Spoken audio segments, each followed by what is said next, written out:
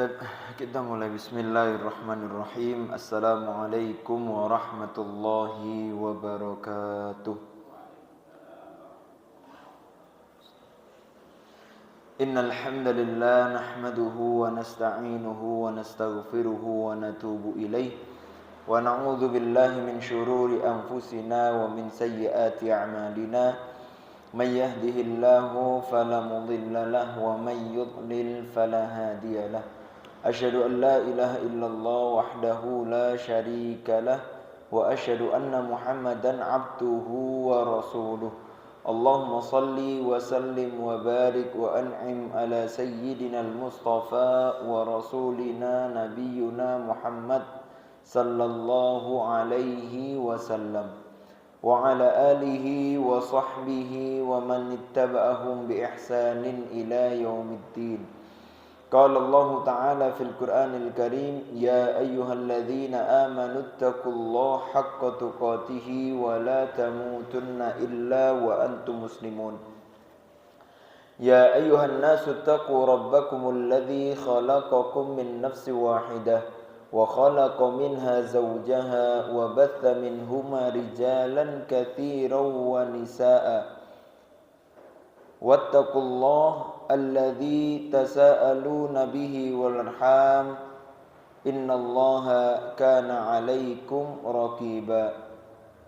Ya ayyuhalladzina amanu ittaqullaha wa qulu qawlan sadida yuslih lakum a'malakum wa yaghfir lakum dhunubakum wa may yuti'illaha wa rasulahu faqad faza fawzan 'azima. Amma ba'd.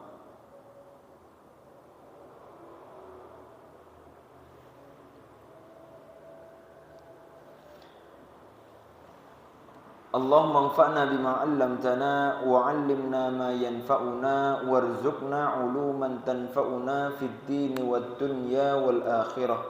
Rabbana zidna 'ilma warzuqna fahma. Allahumma arzuqna fahman nabiyyin wa hifdzal mursalin wa ilhama malaikatikal muqarrabin.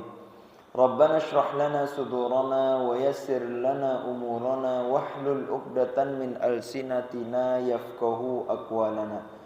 Amin ya rabbal alamin. Taib, alhamdulillah para jamaah yang dirahmati oleh Allah Subhanahu wa taala. Alhamdulillah, marilah kita selalu memuji dan bersyukur kepada Allah Subhanahu wa taala atas segala karunia, atas segala kenikmatannya yang diberikan kepada kita. Semoga itu semuanya menjadikan kemudahan kita yang mampu untuk kita gunakan di dalam beribadah kepada Allah Subhanahu wa taala. Yang kedua, marilah kita haturkan salawat dan salam kita kepada Nabi kita Nabi Muhammad sallallahu alaihi wasallam. Allahumma salli wa sallim wa barik alaihi. Taib, para jamaah yang dirahmati oleh Allah Subhanahu wa taala. Alhamdulillah, insyaallah pada kesempatan kali ini kita melanjutkan mengkaji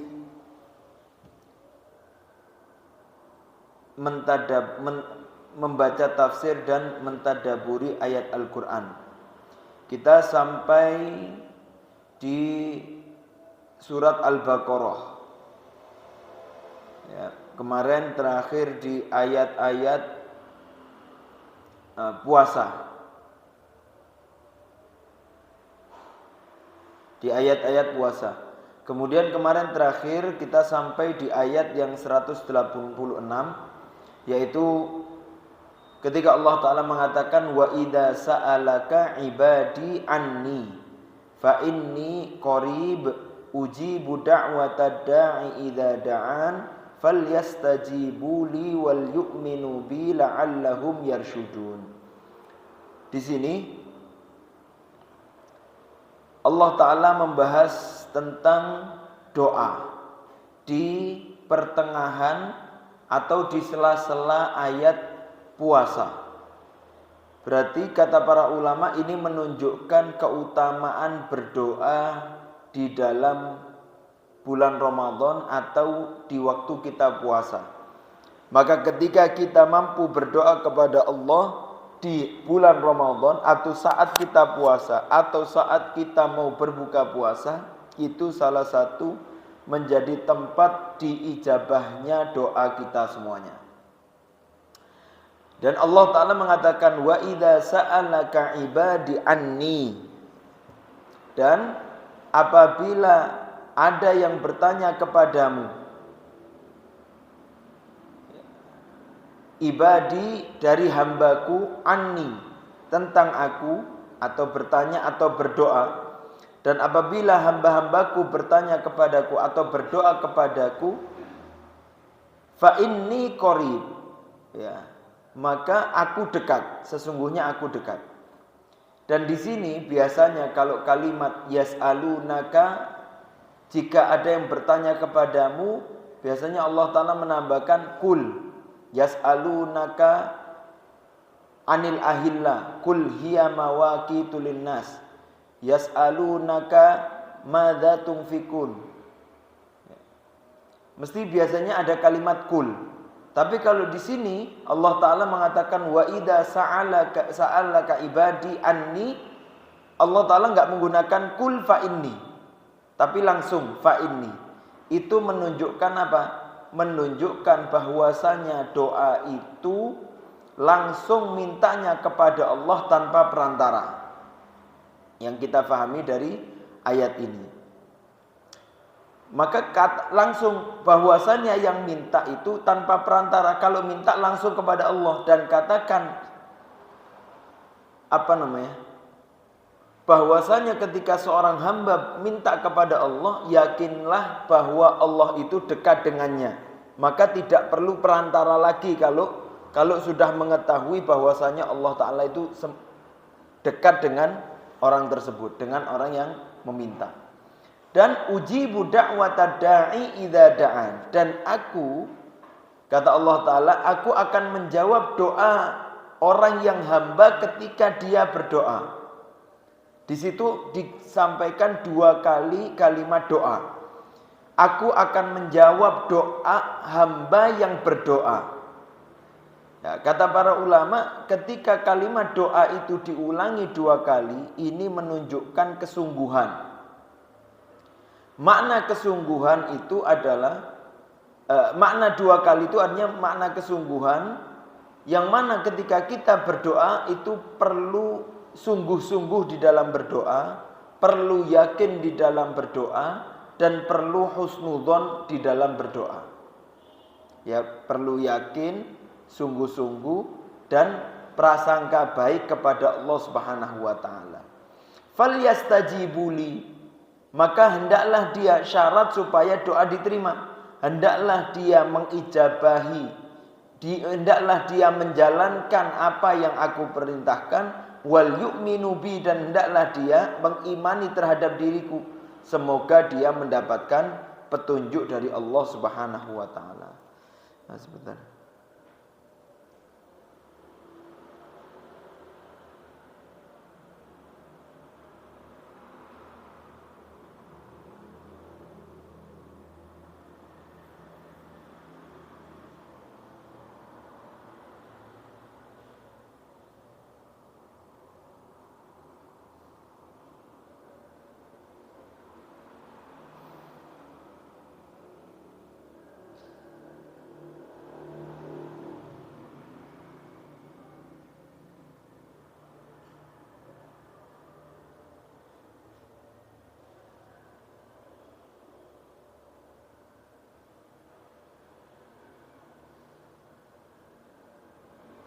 Baik. Sekarang kita membahas tentang doa, ya, tentang doa supaya lebih faham. Ada yang bertanya tentang halid doa yufid, apakah doa itu berfaedah? Apakah ada pengaruh doa itu di dalam kehidupan kita? Padahal kita tahu bahwasanya, dan ini sebagian orang berpendapat bahwasanya doa itu mungkin tidak ada faedahnya. Kenapa? Karena setiap kita itu mau doa atau tidak doa, apabila sudah ditakdirkan oleh Allah, maka pasti dapat. Dan apa yang tidak apa yang tidak ditakdirkan oleh Allah yang nggak mungkin dapat. Jadi dia mau doa atau nggak doa, takdir itu tetap kena kepada dirinya. Sehingga ada yang berpendapat ya percuma kita mau doa, orang takdirnya sudah ditentukan oleh Allah Subhanahu wa taala. Gitu. Tetapi jawabannya adalah, tetapi kita lihat ternyata Allah taala itu memerintahkan kita untuk berdoa. Ya, Allah taala memerintahkan kita untuk doa, dan Allah taala menjelaskan bahwasanya doa itu bagian dari ibadah kita. Allah Ta'ala katakan, Udu'uni astajib lakum. Itu perintah Allah Ta'ala untuk berdoa kepadanya. Aku akan berikan. Kemudian bahkan Allah Ta'ala itu memurkai seorang hamba yang dia di dalam hidupnya nggak pernah berdoa. Ya, kalau ada orang menganggap tidak ada pengaruhnya dalam doa, atau dia betul-betul tidak doa sama sekali kepada Allah, maka Allah Ta'ala memurkai. Ini menunjukkan bahwasanya doa itu punya keutamaan dan wajib. Apa Allah Ta'ala mengatakan? Falaula ijja'ahum ba'suna tadarra'u walakin qasat qulubuhum wa zayyana lahumus syaitanu ma kanu ya'malun. Dan jikalau Allah Ta'ala tidak menurunkan ujiannya, ya dia tidak berdoa. Tapi ketika Allah Ta'ala turunkan ujian, Allah Ta'ala turunkan bala, akhirnya dia mau doa. Ya, maka orang yang tidak mau berdoa bisa jadi Allah Ta'ala akan uji orang itu. Allah Ta'ala memurkai orang itu. Sehingga Allah Ta'ala paksa dia sampai tadarra'u. Sampai dia tunduk, dia mau doa, minta sama Allah Subhanahu wa Ta'ala. Baik. Kemudian Nabi juga mengatakan, ya, ad-du'a mukhul ibadah. Doa itu intinya ibadah. Ada juga dikatakan ad-du'a huwal ibadah. Doa sendiri itu adalah ibadah. Kemudian dia mengatakan juga ad-du'a silahul mu'min wa imaduddin wa nurus samawati wal ard. Doa itu adalah senjatanya mukmin. Doa itu adalah tiangnya agama. Doa itu adalah cahayanya langit dan bumi. Berarti di sini kita tahu bahwasanya Allah Ta'ala dan Nabi-Nya memerintahkan kita untuk berdoa. Dan doa itu sendiri bagian dari ibadah yang kita diperintahkan untuk beribadah kepada Allah Subhanahu wa Ta'ala. Kemudian ternyata di dalam ketentuan takdir itu, sebagian dari ketentuan takdir itu Allah Ta'ala gantungkan dengan doa. Jadi tidak semuanya takdir itu berjalan berjalan atas sunatullah, tapi ada sunatullah yang lain bahwasanya takdir itu tidak mungkin kena atau tertolak kecuali dengan perantara doa. Yaitu sebagaimana dikatakan la yaruddul qadha illa bidu'a. Takdir itu tidak mungkin tertolak, tidak mungkin enggak kena kecuali caranya dengan berharap dan meminta doa itu kepada Allah Subhanahu wa Ta'ala. Jadi ada takdir itu ketentuannya tergantung dengan doa. Kenapa seperti itu? Karena apa? Kenapa kok takdir yang sudah ditentukan oleh Allah Ta'ala bisa Allah Ta'ala rubah dengan doa? Karena apa? Karena doa itu bagian ibadah dan bagian penghambaan diri seseorang kepada Allah. Itu yang pertama. Jadi doa itu karena bagian ibadah. Kalau namanya ibadah itu berarti ketika seseorang berdoa, itu orang itu sedang menghambakan diri, membudakkan diri, merendahkan diri di hadapan Allah. Kemudian yang kedua, ketika orang berdoa itu berarti dia sedang mengenali dirinya bahwasanya dirinya itu tidak mampu, dan dirinya itu mengenali dirinya bahwasanya dirinya itu tidak mampu, dan dia mengenali Allah Subhanahu wa Ta'ala sebagai zat yang mampu untuk menyelesaikan masalah dia. Itu yang menjadi alasan kenapa Allah Ta'ala merubah takdir, Allah Ta'ala bisa merubah takdir orang. Karena gini ya, ada yang mengatakan takdir tidak bisa dirubah, tapi ternyata di hadis yang lain ada yang mengatakan takdir itu bisa dirubah. Sebetulnya takdir yang tidak bisa dirubah itu adalah takdir yang tertulis di Lauhil Mahfuz. Di langit ketujuh yang sudah ditulis 50.000 tahun sebelum penciptaan langit dan bumi. Tapi ada takdir yang Allah Ta'ala turunkan di langit. Nah, yang di langit ini bisa dirubah. Ya, dengan permintaan seorang hamba. Ketika hamba minta kepada Allah, Allah Ta'ala berikan, maka takdirnya itu bisa dirubah. Salah satunya adalah takdir kematian. Bisa kita minta untuk bisa diperpanjang lagi. Caranya dengan apa? Caranya dengan menyambung silaturahim. Kata Nabi, man ahabba an yubsata fi rizkihi wa yunsa'alahu fi atharihi. Barang siapa yang ingin dipetangkan rizkinya, berarti kan takdirnya dirubah untuk dapat rizki yang banyak. Kemudian umurnya dipanjangkan, maka hendaklah silaturahim. Nah, itu ada takdir yang bisa dirubah dan itu takdir yang di langit. Itu caranya dengan doa. Karena doa itu bentuk dekatnya seorang hamba kepada Allah. Yang pertama dengan penghambaan dirinya. Yang kedua ketika seorang hamba itu berdoa, dia mengenali dirinya kalau dia nggak mampu. Dan dia mengenali Allah bahwasanya Allah Ta'ala yang mampu. Kemudian ketika Allah Ta'ala tadi yang saya sampaikan, ketika Allah Ta'ala katakan wa idza sa'alaka ibadi anni fa inni qarib, itu menunjukkan bahwasanya doa dan ijabah doa itu tanpa syarat. Ya. Jadi seseorang yang tanpa syarat itu maksudnya tanpa perantara. Tanpa syarat seorang hamba itu kalau berdoa kepada Allah ya langsung aja minta kepada Allah. Gak perlu pakai cara-cara yang lain. Langsung saja minta kepada Allah. Itu ketika kita tahu Allah Ta'ala katakan sa'alaka ibadi anni fa inni qarib. Dekat. Jadi kedekatannya itu tanpa memberikan perantara kepada orang lain. Kayak kita ketika kita dekat sama teman kita ya kita langsung ngobrol. Gak perlu perantara orang lain. Ya. Ketika kita dengan sesuatu yang dekat, kita nggak perlu minta tolong orang lain. Kita berarti sudah diberikan kemudahan untuk langsung. Maka ketika kita tahu Allah Ta'ala itu qarib, berarti tanpa syarat untuk kita langsung minta kepada Allah Subhanahu Wa Ta'ala.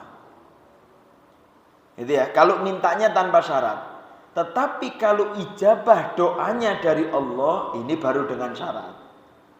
Ya, kalau mintanya kita minta tidak pakai syarat. Mau kapanpun kita mau berdoa kepada Allah tanpa syarat. Dan langsungnya tanpa syarat.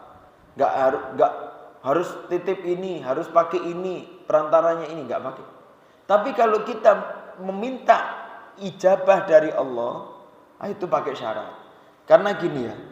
Karena gini, kalau di dalam usul fiqh itu dijelaskan gini. Meminta. Jadi orang itu kalau butuh bantuan dari orang lain kan namanya meminta.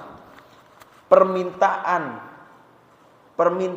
dari atas ke bawah, dari ayah ke anak, dari atasan ke bawahan, dari bos ke karyawan, pokoknya dari atas ke bawah, permintaan itu namanya perintah. Kalau ada orang tua bilang, nak ambilkan air, tolong ambilkan air. Itu bukan permintaan, tapi itu perintah dari orang tua yang harus dilakukan. Namanya perintah. Itu namanya amr. Allah Ta'ala meminta hamba untuk ibadah. Itu bukan Allah Ta'ala memohon hamba untuk ibadah, tidak. Tapi itu adalah perintah. Tapi kalau permintaan itu sifatnya sejajar, kita dengan teman, manusia sejajar ya, teman dengan teman, karyawan dengan karyawan, murid dengan murid, guru dengan murid. Maka permintaannya itu adalah permohonan. Mohon tolong ambilkan. Lah, ketika kita memohon kepada orang lain, itu yang menjawab bisa iya bisa enggak. Karena kita hanya memohon, tolong ambilkan. Kalau dia bisa diambilkan, kalau nggak bisa dia nggak ada tanggung jawab untuk harus melakukan. Beda kalau tadi perintah. Kalau perintah harus dilakukan, kita nggak bisa menolak. Allah Ta'ala nyuruh kita ibadah, kita nggak bisa menolak. Kita harus jalankan, itu namanya perintah, bukan mohon. Oh ya Allah, oke aku lagi siap, oke aku nggak siap, nggak bisa. Ya tetap dijalankan. Tapi kalau dari bawahan ke atasan, dari anak ke orang tua, dari murid ke guru, dari karyawan ke bos, dari makhluk ke pencipta, ke Allah Subhanahu wa taala, maka permintaan itu namanya doa. Ya, doa. Doa itu mohon tadi. Kalau tadi meminta tolong ya, kalau ini mohon. Dan mohon itu sifatnya bukan perintah tapi ngemis, mohon, minta tolong, mohon. Lah kalau ketika kita mohon kepada atasan, maka atasan pun tidak ada kewajiban untuk harus bisa memberikan, kecuali dengan syarat-syarat. Jadi kalau ada murid minta tolong sama gurunya, ya dia sebetulnya sedang memohon gurunya. Nanti gurunya mau iya atau enggak juga terserah. Kadang diberikan syarat. Maka ketika kita meminta kepada Allah, memohon dengan doa, meskipun kalimatnya adalah ya Allah ighfirli, ya Allah ampuni saya, itu kan sifatnya kayaknya kalimatnya kan perintah, ya Allah ampuni saya. Padahal kalimat perintah itu memang kalimatnya perintah, tapi permintaannya itu bukan perintah tapi memohon. Nanti tergantung Allah Ta'ala, bisa Allah Ta'ala ijabahkan atau bisa tidak, karena keatasan itu mohon. Ya kalau mohon itu berarti pakai cara, pakai rayuan, pakai harapan, pakai memantaskan diri, pakai menjalankan aturan mainnya, kan gitu. Namanya mohon, supaya gimana caranya orang yang saya minta atau zat yang kita minta itu dia mau merelakan untuk memberikan itu kepada kita dan tidak ada paksaan. Kayak doa kita, Rabbana la tu'akhidna in nasina, Rabbana wala tahmil alaina, Rabbana wala tuhammil alaina. Ya Allah, jangan kau ambil, jangan kau bebani. Ya. Itu kan kayak perintah, padahal itu sebenarnya enggak perintah tapi memohon kepada Allah Subhanahu wa taala. Maka para jamaah yang dirahmati oleh Allah Subhanahu wa taala, maka caranya adalah yang pertama yaitu ketika kita berdoa, jangan sampai kita di dalam keadaan i'tidad. I'tidad itu sedang menjalankan, atau ginilah, jangan sampai kita ketika kita berdoa itu sedang melakukan kezaliman atau sedang melakukan dosa yang terus menerus. Kalau kalimat Arabnya namanya mu'tadin. Ya, mu'tadin itu sedang melakukan yang bukan Allah Ta'ala minta. Kita tahu atau tidak tahu. Maka kalau kita sedang menjalankan, melakukan kezaliman, kita berdoa kepada Allah, maka Allah Ta'ala bisa jadi tidak mengijabahi doa kita. Allah Ta'ala katakan, Udu'u rabbakum tadarru'an wa khufyatan innahu la yuhibbul mu'tadin. Berdoalah kepada Tuhanmu dengan tadarru', dengan tunduk, wa khufyah, dengan rendah. Ya, innahu la yuhibbul mu'tadin, dan Allah Ta'ala itu tidak menyukai hamba yang bermusuhan. Ya, yang melakukan kezaliman kepada Allah Subhanahu wa taala. Ini yang pertama. Ya, jadi jangan berdoa ketika kita melakukan dosa. Kita yang melakukan. Kemudian yang kedua, yaitu jangan berdoa untuk sesuatu yang dosa atau berdoa untuk perpecahan umat atau perenggangan silaturahim. Itu juga tidak diijabahkan oleh Allah. Minta ya Allah, ya supaya orang itu terjerumus. Ya Allah, mudah-mudahan kerjaan saya, mudah-mudahan usaha saya lancar. Ternyata usahanya jual beli bir, mama. Nah, itu jelas gak diijabahkan oleh Allah Subhanahu wa taala. Ya Allah, doakan ya orang itu mati supaya terlepas silaturahimnya. Nah, itu gak boleh. Sebagaimana Abu Sa'id Al-Khudri, beliau mengatakan, yang diriwayatkan oleh Abu Sa'id Al-Khudri, Nabi mengatakan, ma min muslimin yad'u bi da'watin laisa fihi itsm wala qati'atir rahim. Tidak ada seorang muslim yang berdoa dengan sebuah dakwah kecuali di dalamnya ternyata di dalam doanya itu ada dosa, permintaannya adalah dosa, kemudian permintaannya adalah memutus silaturahim, illa a'tallahu biha ihda tsalat. Ya. Pokoknya kalau doanya enggak ada dosanya, doanya tidak ada memutus silaturahim atau perpecahan, maka insya Allah doa itu akan diberikan oleh Allah Subhanahu wa taala antara 3 keadaan. Imma an yata'ajjala lahu da'watahu. Yang pertama bisa jadi doanya langsung diijabah oleh Allah. Yang penting enggak ada dosa, enggak ada perpecahan. Yang kedua bisa jadi an yaddakhira lahu.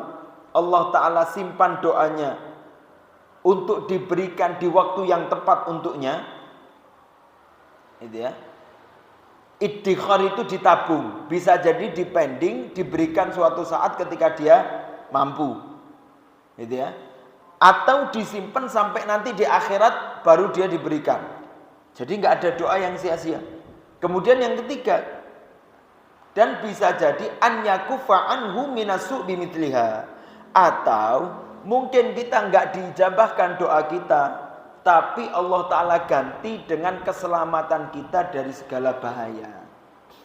Itu.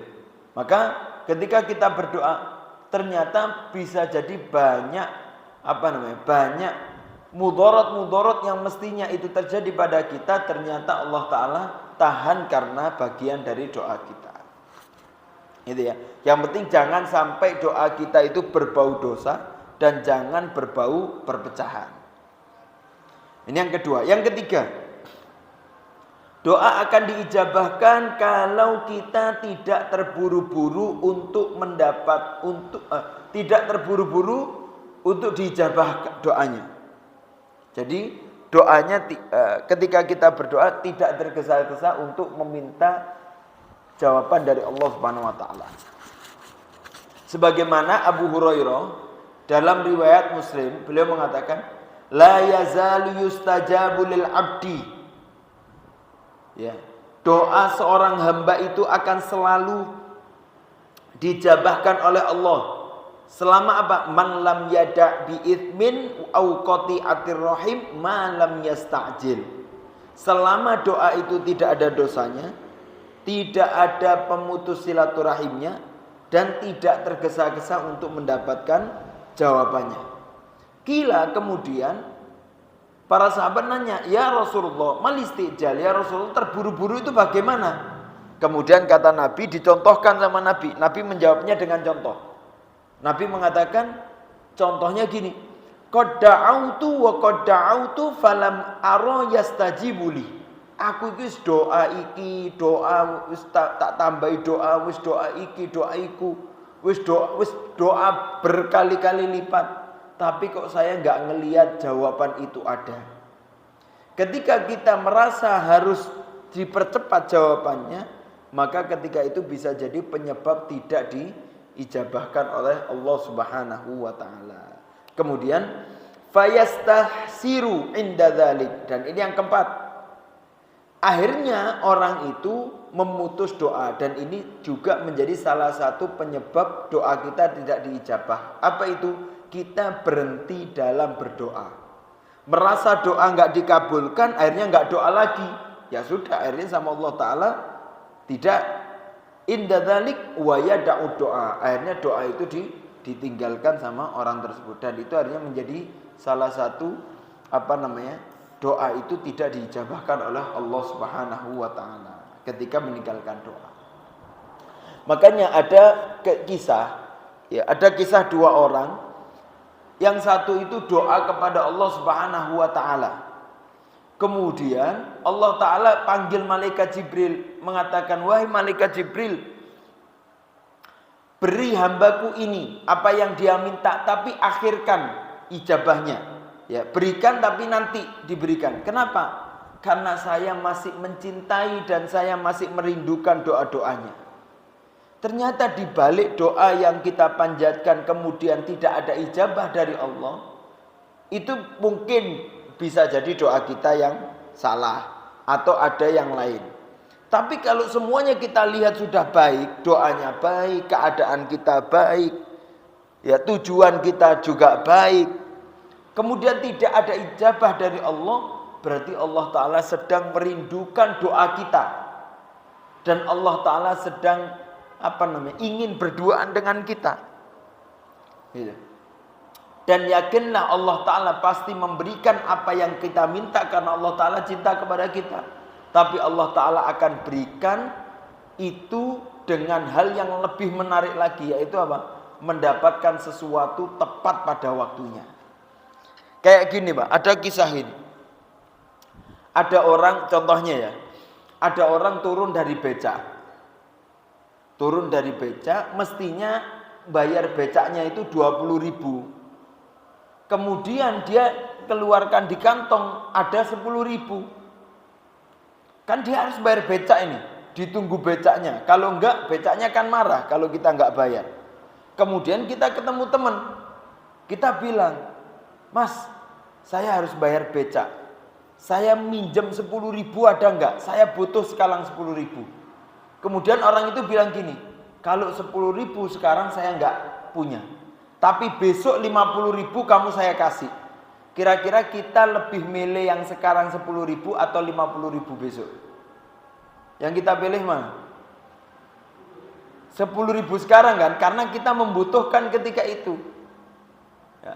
Jadi jawaban doa yang lebih baik itu ya diijabahkan, diberikan Allah Subhanahu wa taala di waktu yang kita betul-betul membutuhkan. Karena yang kita butuhkan bukan 50.000 besok, yang kita butuhkan adalah 10.000 sekarang. Maka Allah Ta'ala akan memberikan kita ijabah doa yang paling tepat waktunya untuk kita ketika kita membutuhkan. Baik, itu yang keempat. Kemudian yang kelima, yaitu yang menjadi sebab bisa jadi doa kita tidak dijabahkan adalah barangkali ya, darah yang mengalir di tubuh kita itu hasil dari makan yang haram. Maka itu bisa jadi doa kita tidak diijabahkan oleh Allah Subhanahu wa taala. Dalilnya ini dalam sahih.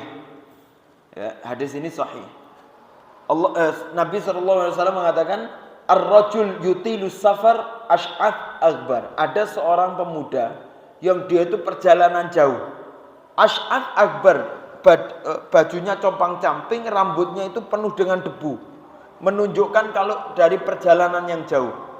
Kemudian orang itu dengan keadaan yang sulit, yamuddu yadai ila sama, mengangkat tangannya ke langit.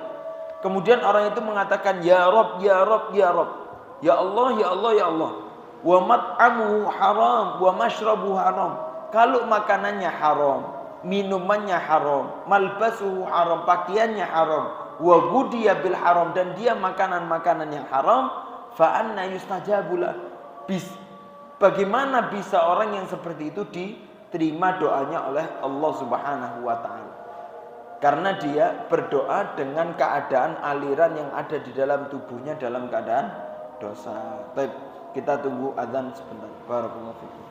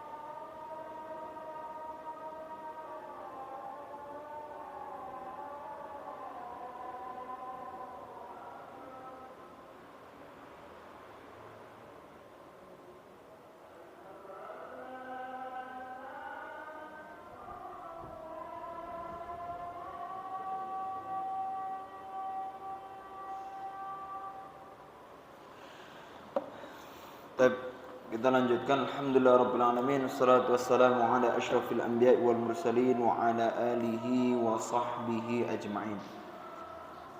Selanjutnya, ini ada pengelompokan lagi yang lebih detail, bahwasanya doa kita atau ijabah doa itu harus terdiri dari 3 syarat yang harus kita penuhi.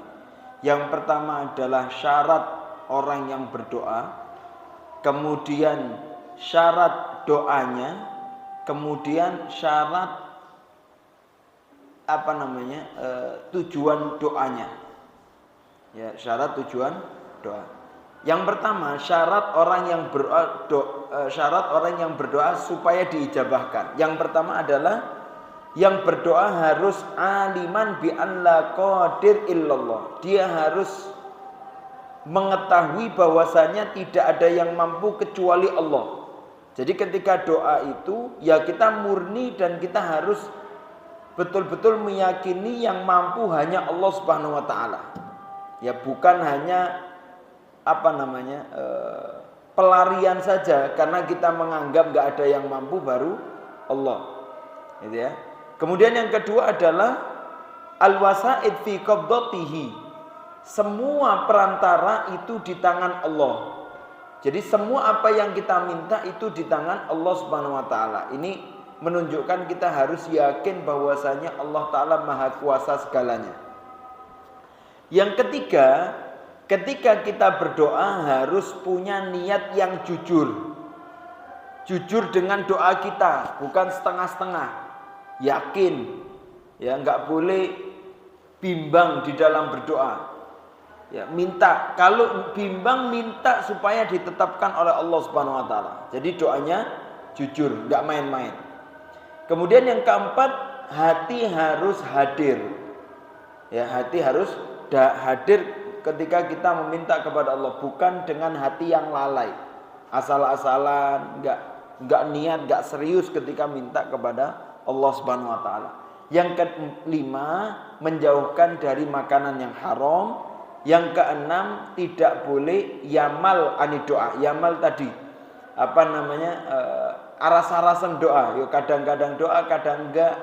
Kadang yo kalau enggak dijabahkan akhirnya enggak mau doa lagi, malas. Tidak ada keseriusan dalam berdoa. Ini 6 ini adalah syarat-syarat di dalam orang yang berdoa supaya diijabahkan doanya oleh Allah Subhanahu wa taala. Kemudian syarat tujuan doa itu harus apa yang kita minta adalah perkara yang dibolehkan oleh syariat. Gak boleh kita minta yang tidak dibolehkan syariat. Contoh tadi, berdoa dengan hal yang dosa, berdoa untuk yang dosa, ya berdoa untuk yang menimbulkan dosa, berdoa untuk perpecahan umat. Nah ini nggak boleh, maka ini tidak akan dijabahkan oleh Allah Subhanahu wa taala. Jadi doa yang kita panjatkan itu nggak boleh bertujuan untuk dosa atau memecah belah umat. Kemudian syarat keadaan doa, syarat ketika doa itu apa? Yang pertama harus ada tadarruk, ketundukan kepada Allah. Yang kedua al-khauf, ya, ada rasa takut kepada Allah. Yang ketiga ada harapan kepada Allah. Yang kelima mudawamah, ya, terus yang keempat mudawamah. Ya, doanya terus, ya, minta sekarang, nanti minta lagi dan enggak bosan. Yang kelima khusyuk di dalam berdoa, tekun khusyuk. Yang keenam al-umum. Ya, mintanya enggak detail tapi kita minta umum kepada Allah, nanti kita pasrahkan kepada Allah supaya Allah taala yang mengatur. Kemudian yang ketujuh aklul halal, ya, makan yang halal. Kemudian yang terakhir, para jamaah yang dirahmati oleh Allah, waktu-waktu doa yang diijabahkan, ya, supaya doa kita itu punya jalur khusus ketika kita berdoa di waktu yang diijabahkan oleh Allah Subhanahu wa taala. Ya, otomatis kalau kita diberikan kesempatan oleh Allah di waktu yang Allah taala berikan. Ya, meskipun doa itu kapan saja kita boleh, tapi ada waktu-waktu yang Allah Ta'ala berikan kesempatan dan di situ waktu itu lebih mustajab doa yang kita minta. Maka kita harus pergunakan itu semuanya. Kapan itu? Yang pertama adalah waktu sahur. Ya, waktu sahur itu antara 1/3 malam sampai adzan subuh. Ya, malam itu dari maghrib sampai subuh dibagi 3. Ya, dari maghrib sampai subuh dibagi 3. Kalau maghribnya seumpama 5:30, subuhnya seumpama jam 4:30 seumpama. Berarti kan 11 jam. Maka 11 jam dibagi 3. 11 jam bagi 3 berapa? 3,5. Ya, 3,5 jam. Berarti 3,5 jam terakhir sebelum subuh. Itu waktu 1/3 malam. Kemudian 1/3 malam yang terakhir sebelum waktu azan itu namanya waktu sahur. Kayak kita pas makan sahur itu. Nah, waktu sahur itu adalah waktu yang diijabahkan oleh Allah untuk kita berdoa sebelum subuh. Kemudian ketika iftar, ketika mau buka puasa sebelum adzan maghrib, itu juga waktu kita diijabahkan doanya. Ya. Karena kata para ulama, kemuliaan sebelum subuh mau masuk waktu pagi itu sama kemuliaannya seperti waktu sebelum maghrib mau masuk malam. Kenapa? Karena di situ waktu pergantiannya para malaikat. Jadi jamaah, malaikat itu ada sip pagi, ada sip malam. Ya, malaikat yang mencatat itu ada sip pagi, ada sip malam. Malaikat yang menjadi saksi terhadap manusia itu ada sip pagi, ada sip malam. Dan ini dalam hadis ya. Dan apa yang dijelaskan para ulama. Dan malaikat itu sip-sipannya itu pergantiannya bukan sisipan di langit. Ya, bukan kayak kita umpama sip pagi terus sip malam datang, berarti sip pagi pas pergi, nanti sip malam datang, sisipan di langit ketemu, bukan. Tapi ketika sip pagi mau selesai, sip malam datang di tempat itu. Jadi sempat ketemu di tempat jaga. Kemudian sip yang selesai itu baru pergi. Seperti itu. Jadi ketika sip pagi jaga, sip pagi turun, malaikat sip pagi itu di bumi. Ketika sip malam datang ke bumi di waktu maghrib, itu sip pagi belum meninggalkan. Jadi sip pagi tetap di bumi, kemudian sip malam datang ketika maghrib. Sehingga ketika waktu sebelum maghrib itu berkumpulnya malaikat antara sip pagi dan sip malam. Dan di waktu subuh juga gitu, berkumpulnya antara sip malam dan sip pagi. Maka ketika itu adalah ketika malaikat itu penuh, semuanya sedang berkumpul. Dan ketika itu, ketika hamba berdoa kepada Allah, hamba melakukan kebaikan, maka yang menyaksikan dari para malaikat itu banyak. Sehingga ketika laporan kepada Allah, malaikat itu akan mengatakan, ya Allah, sesungguhnya hambamu ini ketika aku datang dia di dalam keadaan berdoa, dan ketika aku tinggalkan dia juga dalam keadaan berdoa. Paham ya? Jadi ketika subuh malaikat pagi datang, dilihat dia doa. Ketika maghrib dia berangkat, dia doa. Gitu. Jadi enggak pergi dulu malaikat. Yang pagi juga gitu, yang malam juga gitu. Oke, paham ya? Jadi ini menjadi salah satu sebab doa kita diijabahkan, yaitu di waktu buka. Kemudian yang diijabahkan juga antara azan dan iqamah. Ya, antara azan dan iqamah itu waktu diijabahkan doa, maka waktu-waktu itu digunakan untuk berdoa kepada Allah. Ya, ketika itu otomatis Allah Ta'ala sedang siap-siapnya untuk memberikan balasan bagi orang-orang yang berdoa kepadanya. Seperti kita lah, ketika kita punya anak, nanti saya kasih hadiah, nanti diambilnya waktu ini ya, gitu. Ketika kita siap, maka waktu azan dan iqamah kita berdoa kepada Allah. Kemudian Wa ma baina dzuhri wal asri fi yaumil arbi'a, antara zuhur dan asar di hari Rabu. Ini ana wallahu alam hadisnya, tapi di sini di dalam tafsir Al-Munir disebutkan seperti itu. Kemudian wa auqatil tiror, ketika kita terdesak. Ya, ketika kita terdesak kita berdoa kepada Allah Subhanahu wa taala. Ya, itu enggak apa-apa kita minta kepadanya. Ya, atau terdesak itu ketika kita dipaksa oleh orang, ketika kita terdolimi, itu namanya waktu ittiror. Waktu kita betul-betul gak kuat, ya, ketika kita terintimidasi, kemudian kita berdoa kepada Allah Subhanahu wa taala. Itu waktu yang diijabahkan. Kemudian halatus safar wal marad, ketika kita safar dan sakit. Makanya kalau ketika safar jangan sia-siakan untuk berdoa kepada Allah. Apa hajat yang kita butuhkan kita minta di waktu safar, sambil jalan, sambil doa. Ya, boleh ngomong sesekali, tapi ketika diam gunakan untuk berdoa, karena itu waktu yang diijabahkan oleh Allah.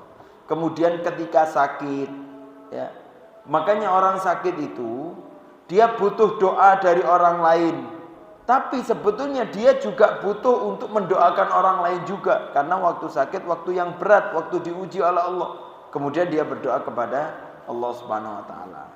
Kemudian ketika turun hujan, karena hujan turun itu waktu yang berkah. Kemudian ketika di jalan fisabilillah, bisa ketika mujahid, jihad, perang, atau ketika dia mencari ilmu, itu juga waktu yang diijabahkan oleh Allah. Maka seperti ini, kayak majelis ilmu seperti ini juga menjadi salah satu sebab diijabahkan doanya oleh Allah. Dan ini ada yang menarik ya. Padahal konteks hadisnya sama, tapi orang terlalu fokus terhadap satu, tapi menyia-nyiakan yang mudah untuk digapai. Contohnya, Nabi itu mengatakan, majelis ilmu ini termasuk raudhatun min riyadil jinan, termasuk taman-taman surga. Dan Nabi juga mengatakan raudhah yang ada di Masjid Nabawi, Nabi mengatakan ma baina mimbari wa masjidi, ma baina mimbari dan baiti, ya, antara mimbarnya Nabi dengan rumahnya Nabi, yaitu raudhah, itu dikatakan kata Nabi raudhatun min riyadil jinan, itu termasuk taman-taman surga.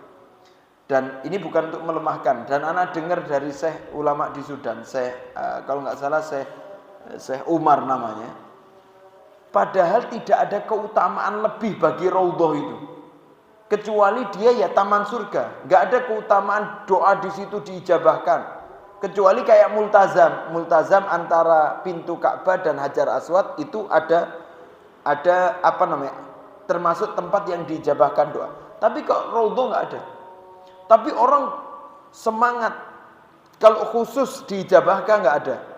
Tapi kalau itu dijadikan sebagian dari taman surga, kemudian kita berdoa di sana menjadikan penyebab diijabahkan doa, boleh. Paham ya? Kita anggap ini termasuk taman surga, kemudian kita berdoa supaya diijabahkan, boleh. Tak orang berharap masuk raudhah supaya dia berdoa diijabahkan oleh Allah, padahal raudhah itu ya termasuk taman surga, sebagaimana majelis ilmu juga. Jadi sebetulnya keutamaan raudhah sama keutamaan majelis ilmu itu sama kalau digunakan untuk doa. Karena apa? Karena sama-sama taman dari taman-taman surga. Tapi orang banyak yang antusias masuk raudhah, tapi hilang atau kurang antusias untuk berdoa ketika majelis ilmu. Padahal sama-sama taman dari taman-taman surga. Tapi mungkin itu yang bisa saya sampaikan, semoga bermanfaat. Oh ya, terakhir dari perkataan Ibnu Abbas ini menarik, kata beliau, kullu abdin da'a ustujiba lahu. Setiap hamba yang berdoa pasti diijabahkan oleh Allah. Fa in kana alladhi yad'u bihi rizqan lahu fid dunya u'tihi. Kalau apa yang dia minta itu menjadi rizkinya di dunia, Allah Ta'ala akan berikan. Wa in lam yakun rizqan lahu fid dunya dukhira lahu. Kalau tidak termasuk rizkinya di dunia, maka doa semua yang diminta oleh hamba pasti diijabahkan oleh Allah, tapi ditahan untuk menjadi tabungannya di akhirat kelak. Ya, dan itu juga harus kita butuhkan, Pak. Itu harus kita menjadi persiapan kita. Kalau di dunia kita kehilangan tabungan masih bisa nyari. Ya, kita minta uang 1 juta, ternyata nggak diijabahkan oleh Allah Ta'ala 1 juta, masih bisa minta lagi sama Allah Ta'ala untuk mendapatkan 2 kali.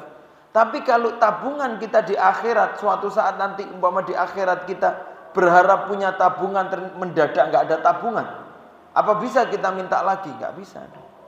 Tinggal apa yang kita simpen di dunia, yaitu yang kita keluarkan di akhirat. Kalau di dunia masih fleksibel, nggak punya masih bisa minta, nggak ada masih bisa yang lain.